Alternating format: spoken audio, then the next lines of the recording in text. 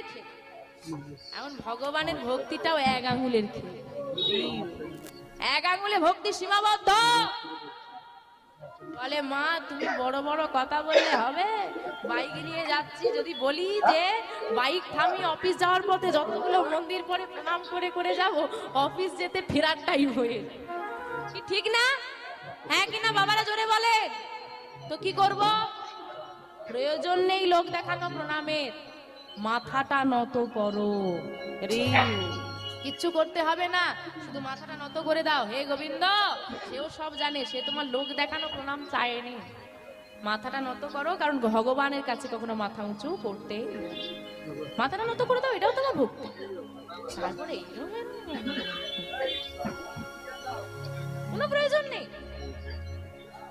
যেটাই করবে সেটা অন্তর থেকে আসে, লোক দেখানোর কোনো প্রয়োজন নেই। যাওয়ার সময় বলে যাচ্ছে হে গোবিন্দ।